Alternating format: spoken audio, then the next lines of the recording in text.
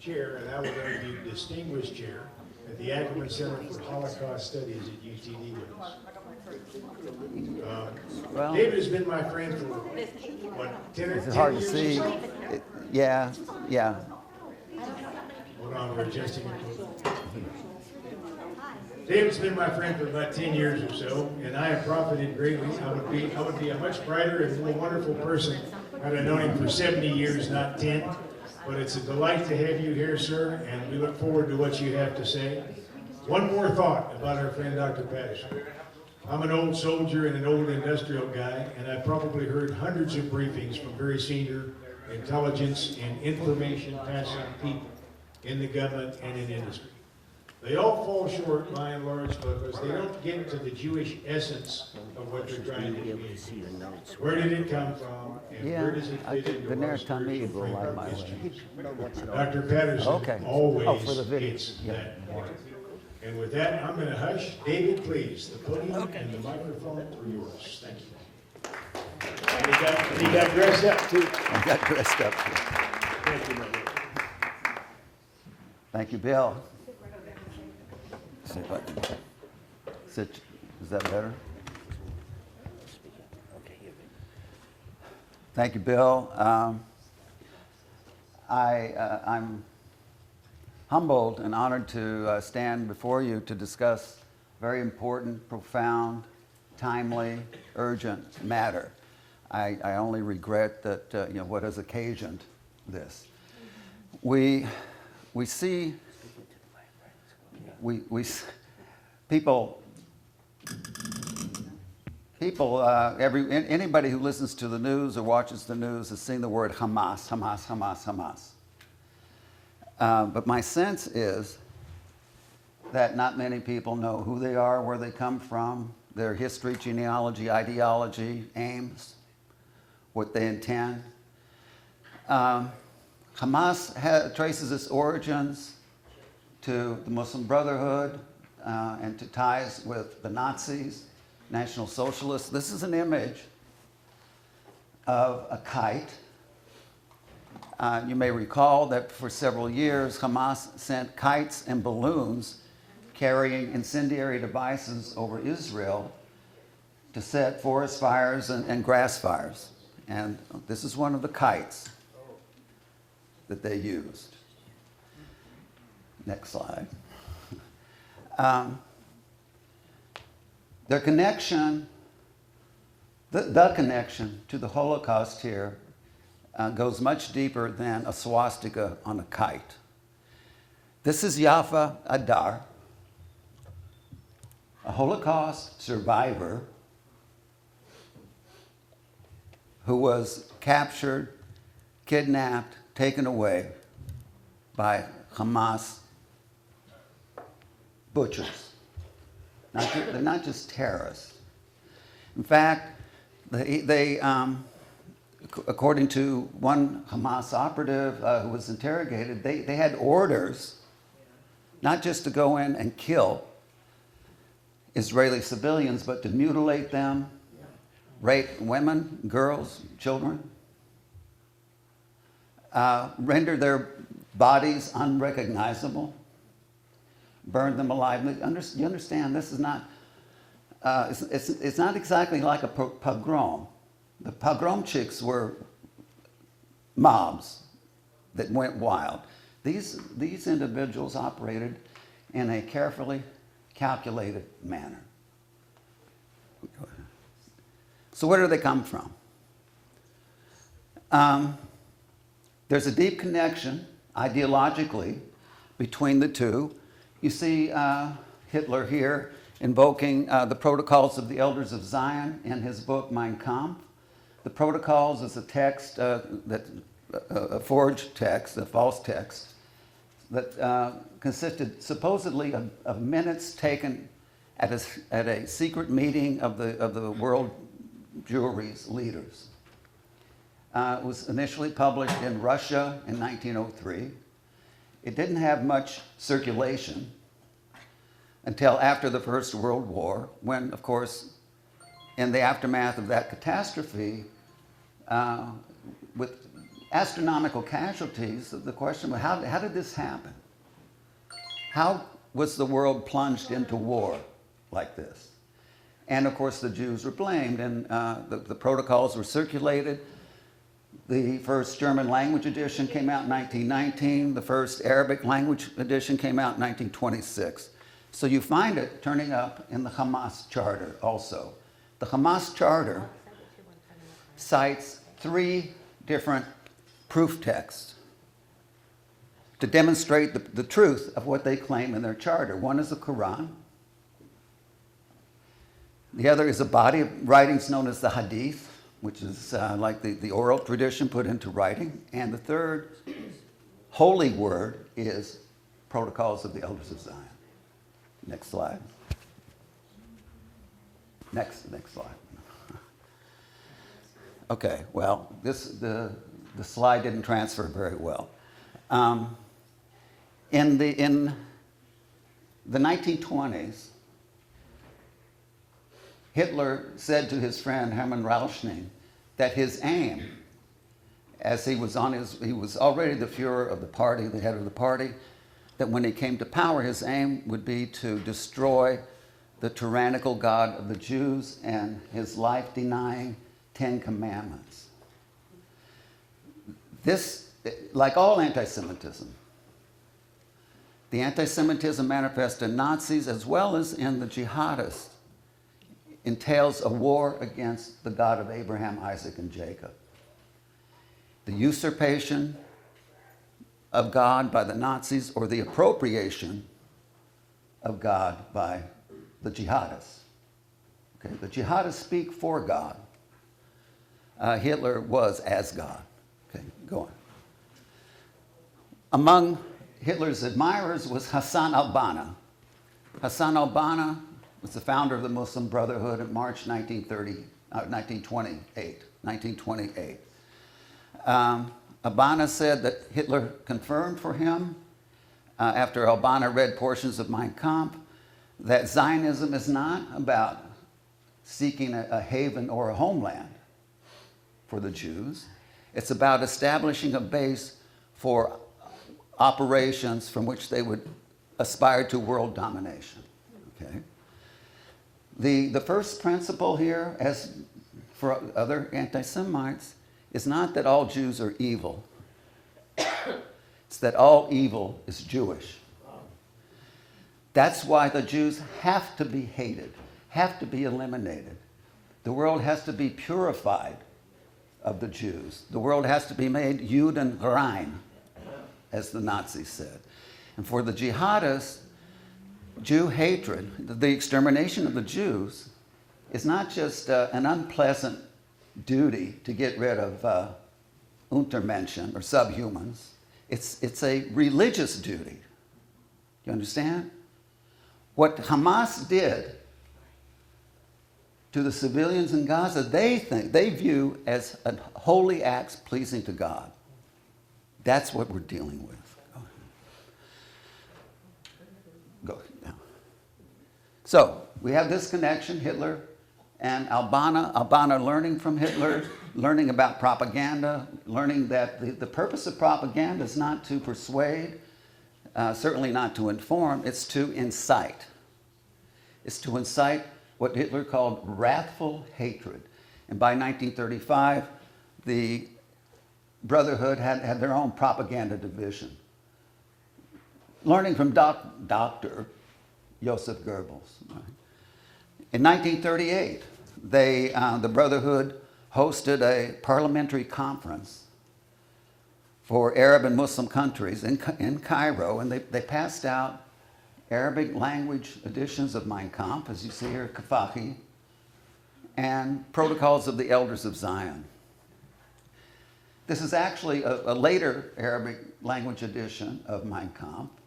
And in the introduction, by the translator, Hitler himself is described as a great jihadist. Okay, so they see themselves ideologically connected. One of the pivotal figures in the connection between Nazi exterminationist Jew hatred and jihadist exterminationist extermination, Jew hatred, is this guy, Haj Amin al-Husseini, the Mufti of Jerusalem. Haj Amin was appointed Mufti in 1922 by Herbert Samuel, the governor of the British Mandate Palestine, in an effort to appease the Arabs who were very, there was a lot of unrest among the Arabs. Haj Amin incited several riots in Palestine, including the Arab Revolt. The Arab Revolt had financial backing from the Nazis. Meanwhile, the Muslim Brotherhood is sending delegations to Nuremberg rallies in Germany in the 30s. He had to flee Palestine in October 1937, wanted once again by the British for inciting riots. He turned up in Berlin after causing other trouble elsewhere. He incited what's known as the Farhud in Baghdad in June 1941. He had to flee from there. The Farhud was the slaughter of the Jews of Baghdad. Okay? A community that had been there since the destruction of the first temple. Right? So from there he went to Berlin. He had a meeting with Hitler, who discussed with Haj Amin the Nazis' program of extermination. Keep in mind, if you know the timeline for the First or Second World War, you know that on June 22nd, 1941, the Nazis launched Operation Barbarossa, the invasion of territories in the east, Soviet territories, and with the Einsatz group and killing units following them, not just Arab. You'll see there's one cartoon of a Jew with his hands around the world, and the caption is occupied territory. So the Zionist invasion of the world uses all evil and contemptible ways to achieve its end. They aim at undermining societies, destroying values. What you hold to be sacred, moral, ethical, is undermined by the presence of a Jew. They corrupt consciences, deteriorating character, and annihilating Islam. The Zionist movement is behind the drug trade, alcoholism in all its kinds, so as to facilitate its control and expansion. And notice this: Israel, Judaism, and Jews challenge Islam, Muslim people, challenge all of humanity. It's about Judaism. It's certainly not about Israeli policy. It is not about settlements. It is not about the colonialists.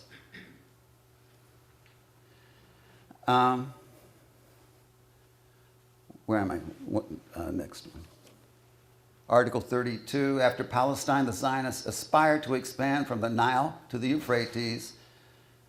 They will have digested the region until they will have digested the region they overtook. They will aspire to further expansion and so on.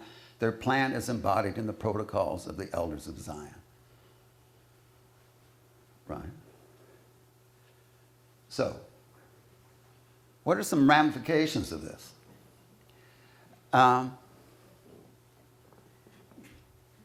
This is a war, in my view, against something more than a Zionist entity. It's not reducible to geography, politics, power struggle. It's about good and evil. It's about damnation and redemption. It's about the life of the soul and what threatens or nurtures the life of the soul. But that's what I mean by metaphysical categories. The metaphysical category renders the Jew invisible and ubiquitous everywhere. That's why this girl, this Jewish student at the University of Washington, is in tears, pleading with one of the university officials. They're trying to kill us. How can you stand there and do nothing? Please. They're trying to kill us. By us, she meant students on that campus, not Israelis. She has nothing to do with Israelis. Right? When Israel defends itself, Jews in Saskatchewan get attacked. That's the metaphysical dimension of this.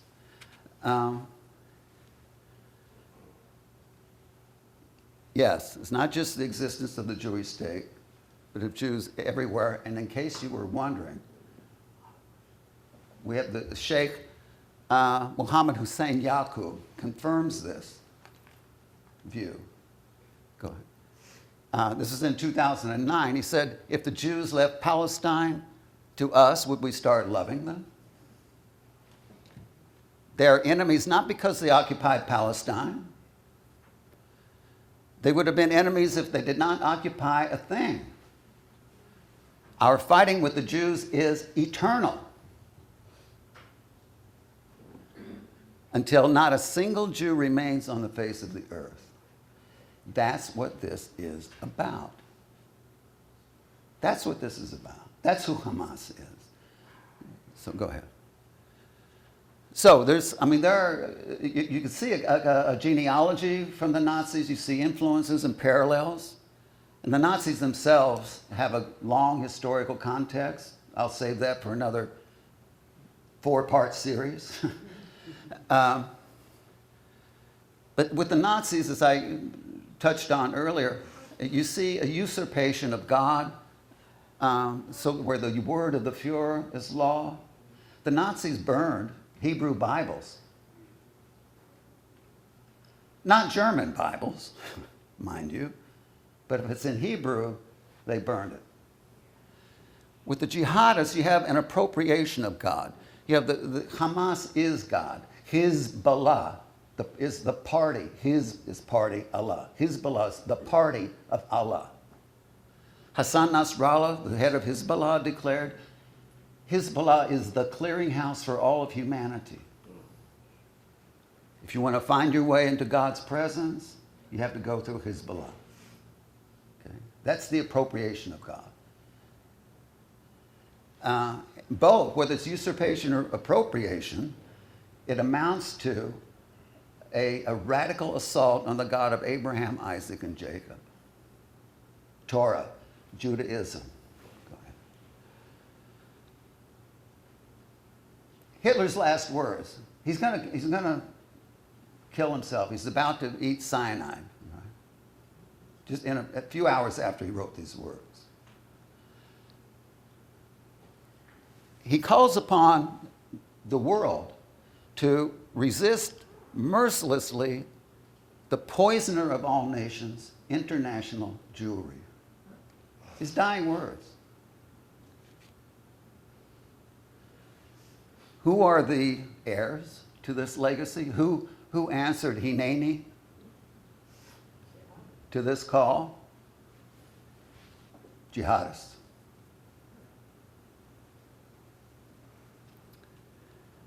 Thank you. Any questions?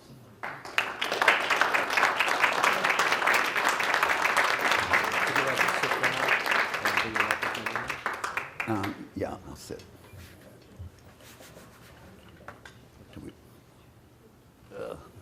See, oh, yeah. Sorry. Maybe I can move the...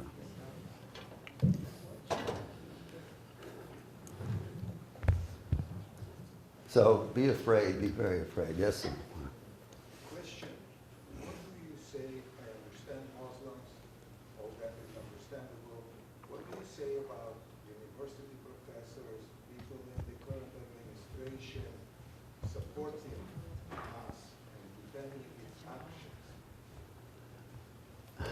I have a lot to say about that. I'm working on a book. I'm well past halfway through it. It's called Anti-Semitism Morally Required. The most insidious form of anti-Semitism in our own society is not with the Aryan nation. It's not with Don Black, the founder of Stormfront. Okay? No, it's with college professors, intellectuals, some Congress people, student organizations like Students for Justice in Palestine. Of course, it's not called anti-Semitism, it's called anti-Zionism.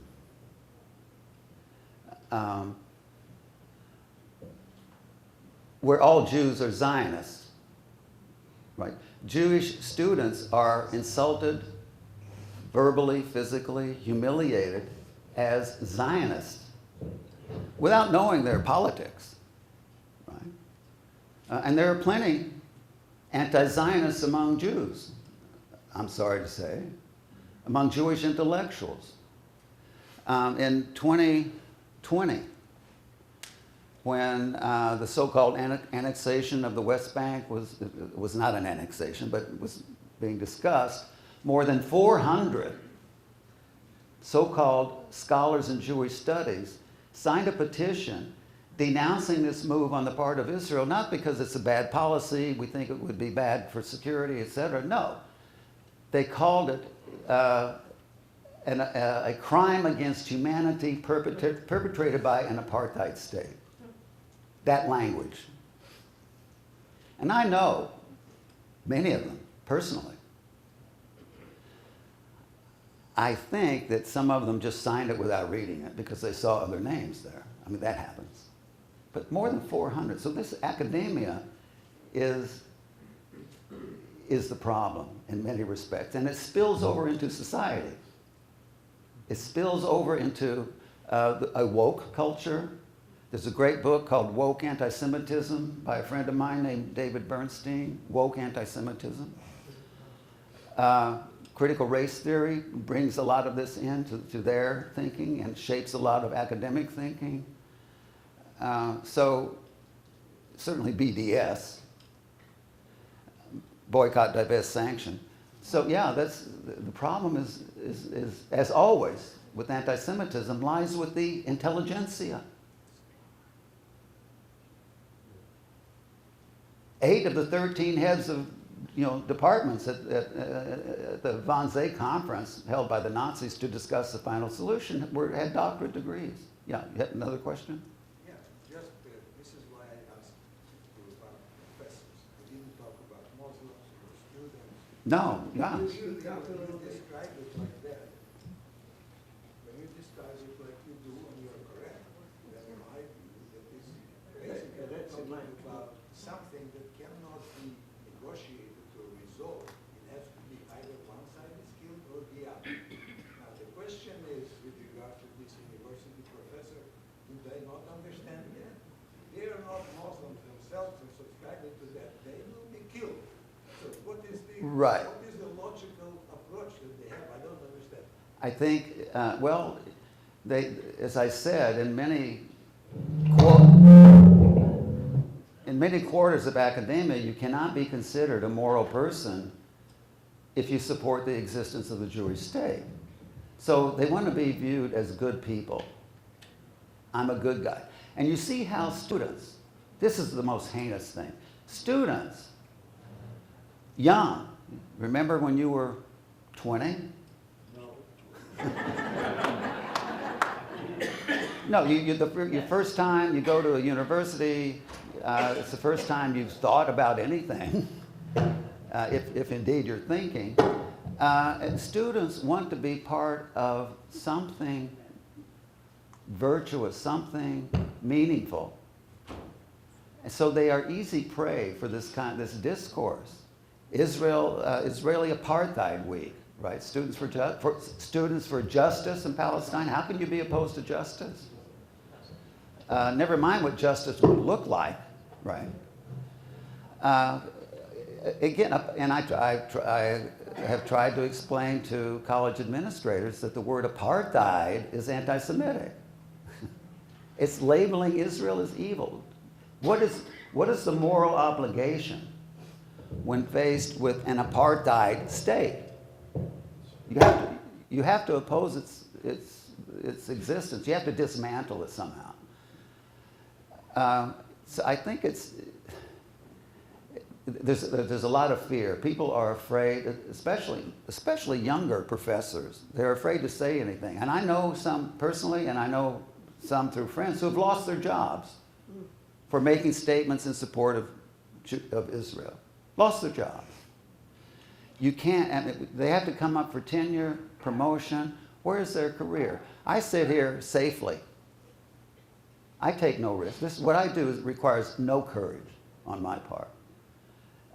With my young colleagues, I try to counsel them on how to navigate these waters, and they're treacherous waters. Yes, sir.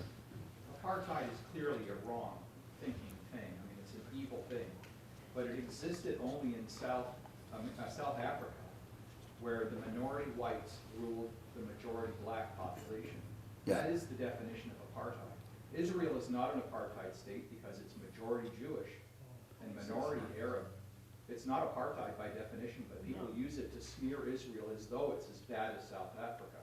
Yeah, well, there are Arabs on the Israeli Supreme Court. Exactly. In the Knesset. That was not the case in South Africa. They're still a minority, though. Right? Yeah. For now.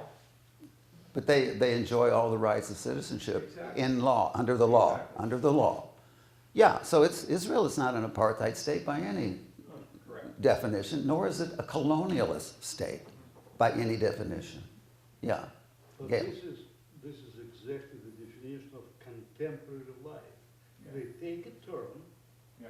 and they twist it until it becomes unrecognizable. To serve an agenda. That's propaganda. Go ahead, Charles. Go ahead. If you read the Amnesty International report that came out last year, they're not using apartheid to mean South Africa.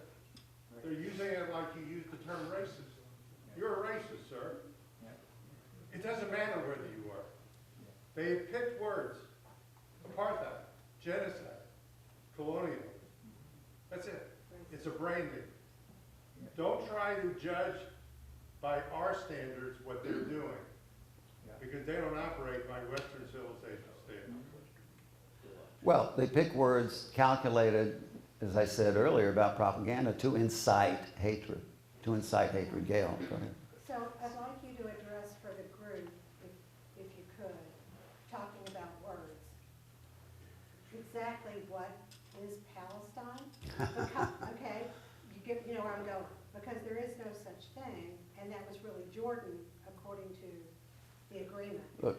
But it was invented, so now these are an invented people. They are Muslims who live in what is supposed to, the people who are arguing about all this, they are Muslims who live in what was supposed to be Israel, and not even what was defined as Israel biblically.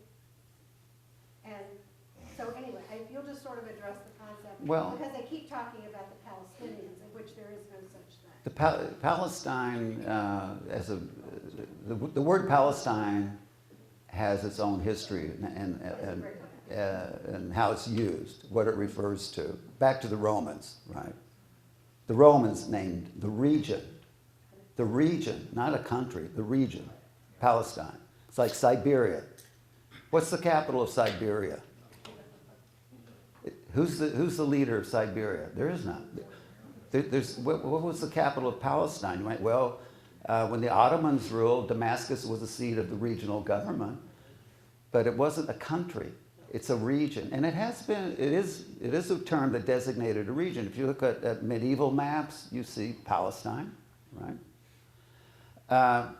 Under the British Mandate, Palestinians were people who lived in the Mandate, which included Transjordan or Jordan. The Jews were Palestinians. There were Jewish Palestinians, Arab Palestinians, under the Mandate. Palestine as a political, ideological term was introduced in 1959 with Fatah by Yasser Arafat. Who was Egyptian, right? He was, I think he may have been, I'm not sure where he was born, but I know he got all of his indoctrination in Egypt with the Brotherhood. So it is a political term. It's a term incorporated in a so-called resistance movement, which is actually an anti-Semitic exterminationist Jew hatred movement. And the Hamas Charter doesn't hide this, right? Yeah, sorry. Well, these were the bad news. Of course, any nation has some bad apples. There are only 30,000, I think, Hamas people. What about the others? They should be good people because we want to protect them. I'm sure that if we made an election there, democratic election, Hamas will lose. They Is that the democratically case? elected. No, they won't, no. They elected. No, not anymore. I don't know whether I hesitate to operate in the subjunctive mood. If then if something might be, then X would be the case. I do know. I wrote a book, if you'll forgive my shameless self-promotion, called A Genealogy of Evil, subtitled Anti-Semitism from Nazism to Islamic Jihad. And the genealogy that I trace there is mainly Muslim Brotherhood and how numerous terrorist jihadist organizations spin off of the Brotherhood.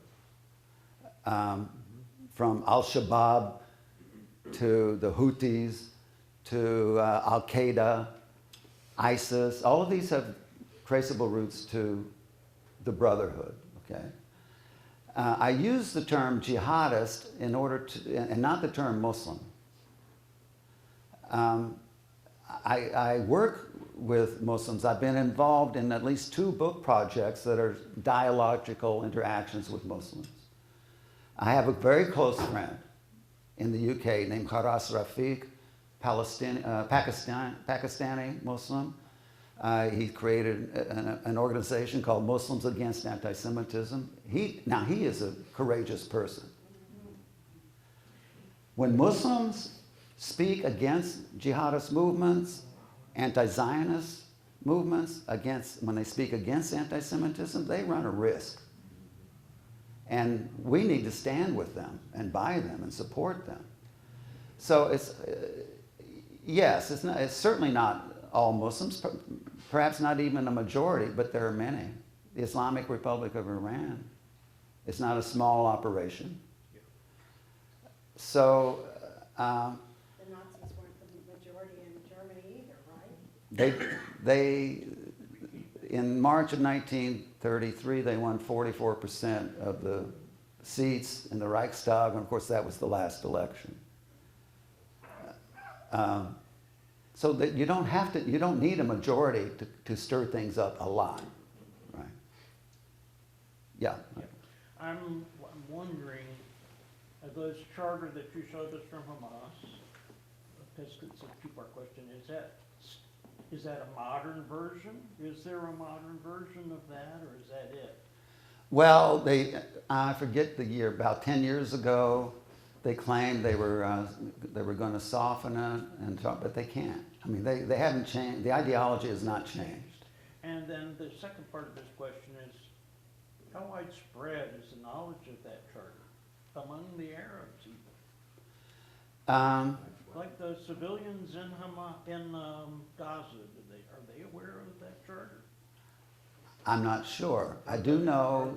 Are the young students in our colleges that are being discriminated against, do they know of that? I can't imagine. I mean, my guess is that in the schools run by Hamas, they study the charter or the covenant. As my friend pointed out to me, it's more in the nature of a religious document than a political manifesto. It's the charter of Allah.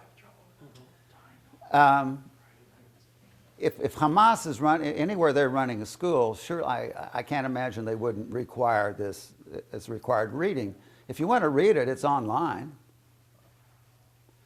The Protocols of the Elders of Zion can be found online. There are a couple of versions of those, but most people don't read. We're having trouble here. Most people don't read. When I wrote, the book, A Genealogy of Evil, my wife told me I should use a pseudonym when it came out. And I mentioned this to a friend of mine named Bassam Tibi, a Muslim scholar from Syria who can never go to Syria because they'll kill him because he speaks out against this, Islamic anti-Semitism. And he told me, don't worry, they don't read. So, and I've never had any serious repercussions from that book. Dr. Meyer. Do you feel that... Dr. Williams, sorry. That's okay. Do you feel that Egypt is lying on the border of Gaza?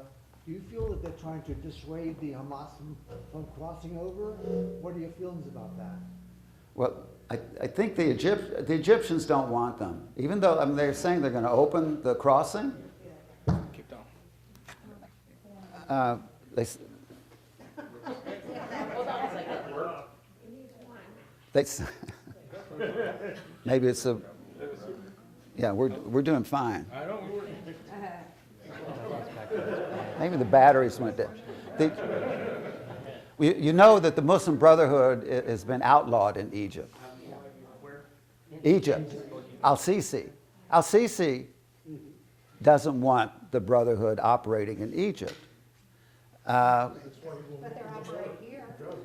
They don't want the Egyptian government is very reluctant to let people from Gaza into Egypt because there's such a big jihadist contingent among them, and they don't know who's coming in.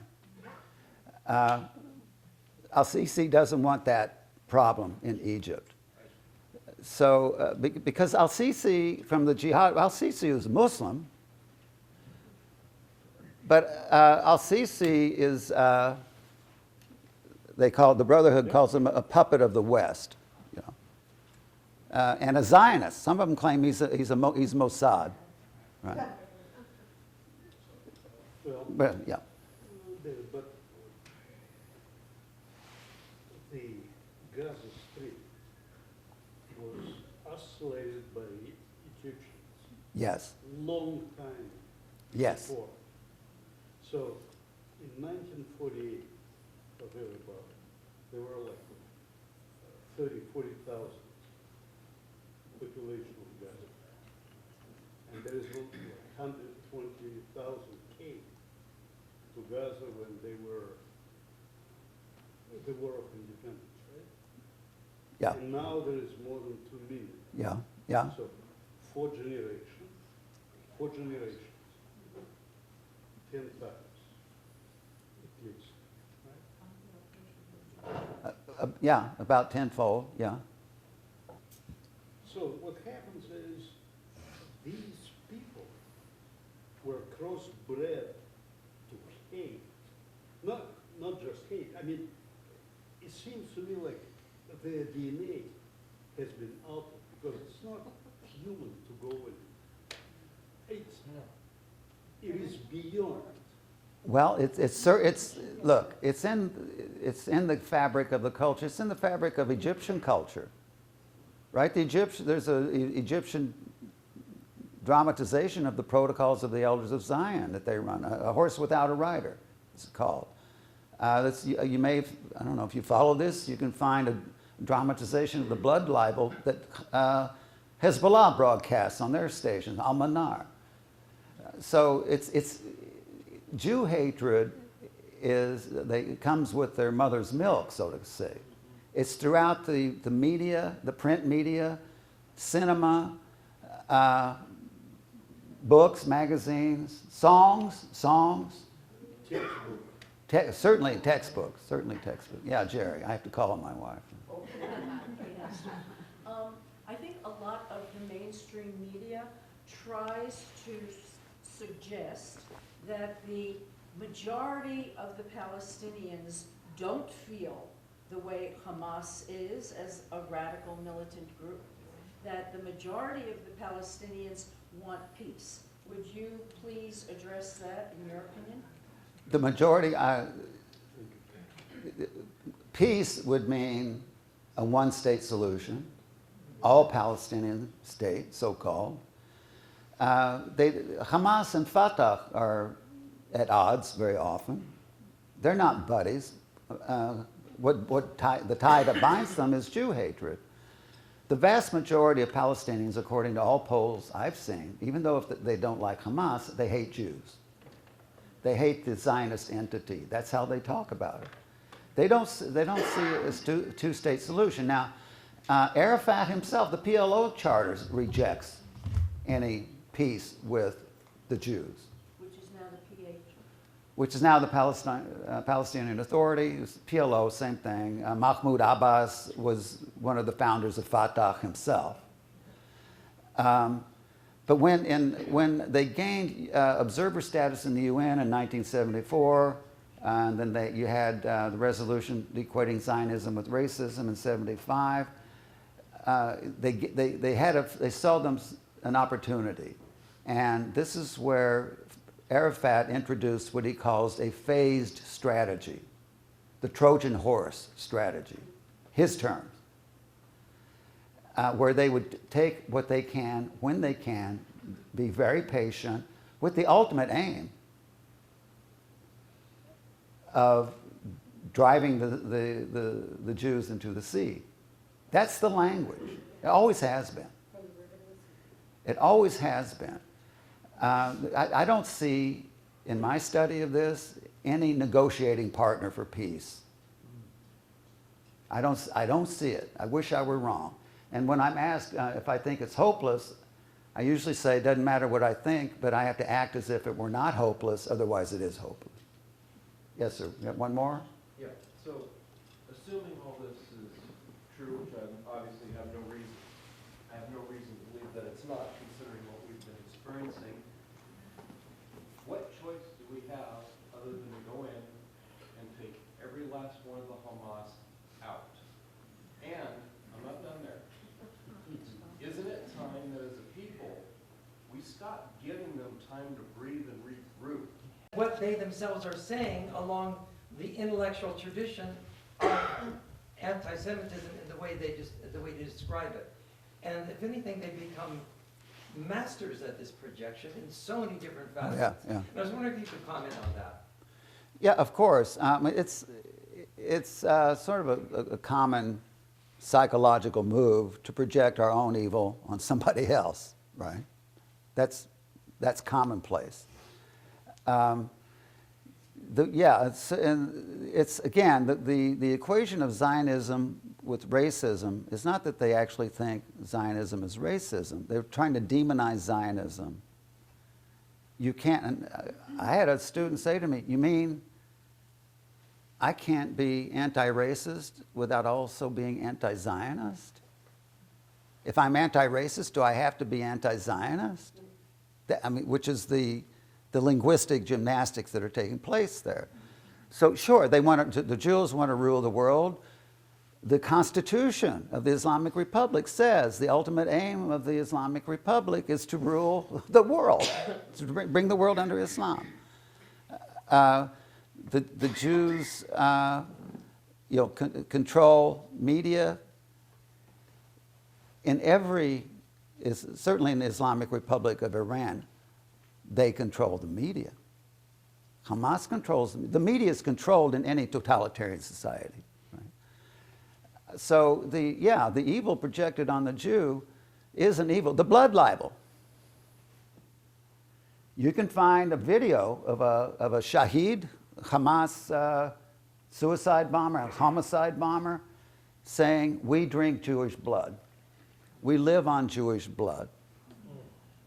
When the Jordanian minister, I forget his name, was assassinated in Cairo, the assassins went over and licked his blood off the ground. Okay, so, but the Jews are the ones who drink blood, but they said we live on Jewish blood. So yeah, there is a complete inversion. If you want to know, now that you mention this, if you want to know what they're about, look at what they accuse the Jews of. That'll tell you a lot. Yeah, thank you. Charles, go ahead. Go ahead.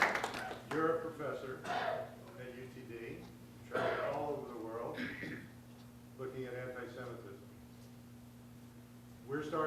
Not only are we experiencing here an increase in anti-Semitism, but even since last Saturday, we're seeing increased pro-Hamas demonstrations throughout the United States. There was one here in downtown Dallas at the City Hall grounds today.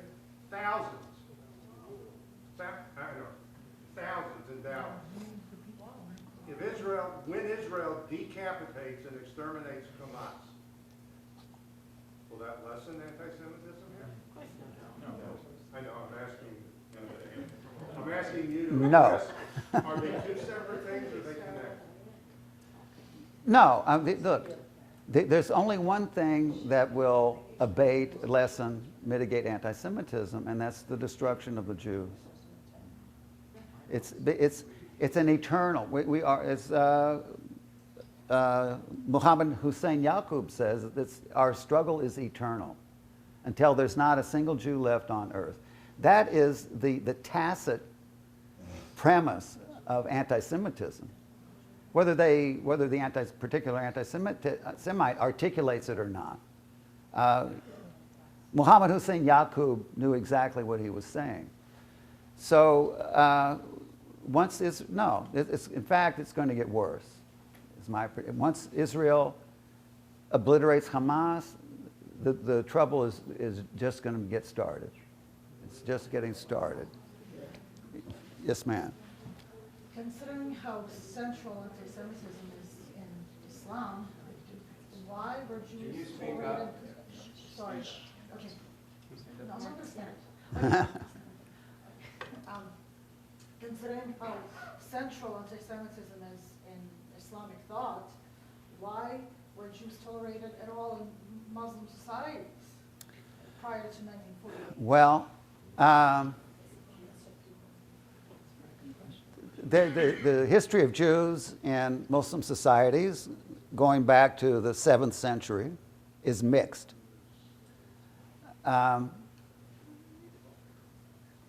One of the first things Muhammad did, one of the first wars Muhammad fought was with the Banu Qurayza tribe, which he exterminated all the men, the Banu Nadir and the Banu Banu Kauna. There were 3 Jewish tribes in the vicinity of Medina, and 2 of them were expelled, 1 of them was wiped out by Muhammad. Muhammad, according to Islamic lore, was poisoned to death by a Jewish woman. There are many massacres of Jewish communities at the hands of Muslims since that time into our own time. So the Jews, I think this idea that the Jews have mostly lived peacefully under the Muslims is a misconception. And I have shown that in the book I mentioned. I don't know. The Christians have a pretty dark history with the Jews themselves. But having said all of that, I just mentioned good friends, Bassam Tibi, Hassan Rafiq, Muslims I know, the late Khalil Muhammad from San Diego State University, another Islamic scholar.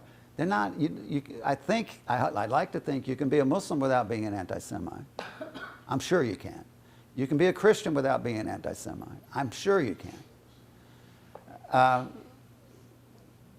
You can be a Jew without being an anti-Semite. But you can be a Jew and be an anti-Semite, in fact. So anti-Semitism, look, it's not an ethnic or religious phenomenon. Anti-Semitism is in the soul of every human being. It's the first temptation. Eat this fruit and you will be like God. This usurpation or appropriation of God is the original temptation, I think, is at the root of anti-Semitism and its various manifestations, and it's in the Ben Adam. It's in the child of Adam. It's in each of us. It's in each of us. The anti-Semite I need to worry about first is me. putting my own house in order. It's hiding from God. God cries out, Ayeka, where are you? What is Adam's default position is to hide. He asked Cain, where's your brother? What have you done?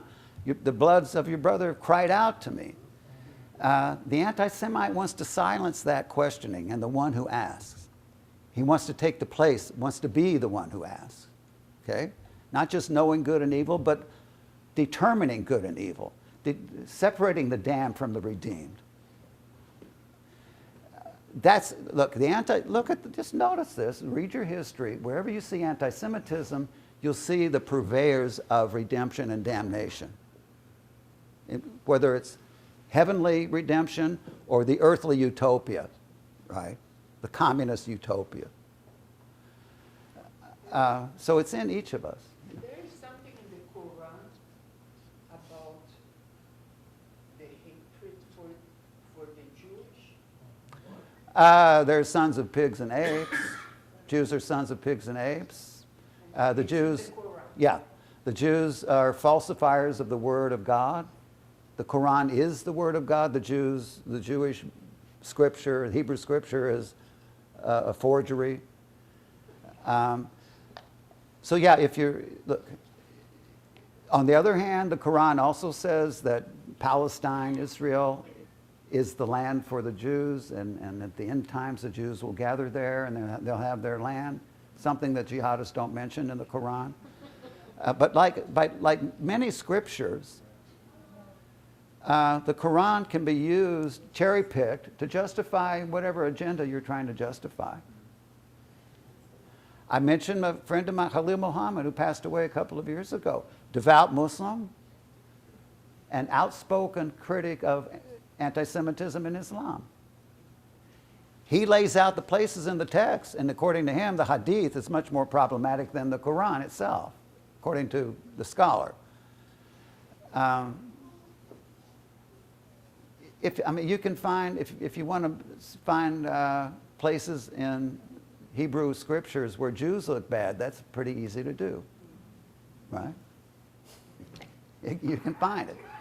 The Quran, I believe it's the Quran, who describes us, or calls us Jewish people, the people of the book. Yes. That's why we're the people of the book as are Christians, and that's what entitles us to a protected status as dhimmis as long as we pay the jizra tax. You mean the check? The check, yeah. If we pay for protection, we're protected from violence. We can't testify in court. We can't walk on the same side of the street. We can't ride a horse. We have to have our houses marked. Jews live here. Christians had to have that marking too, as dhimmis. So, but we invoke the same figures: Abraham, Isaac, Jacob, Moses. Except, of course, part of our lie is that Isaac is the heir to Abraham, when in fact it's Ishmael. And everybody knows Moses was a Muslim. So it's very complicated. It's very complicated. Thank you for your patience.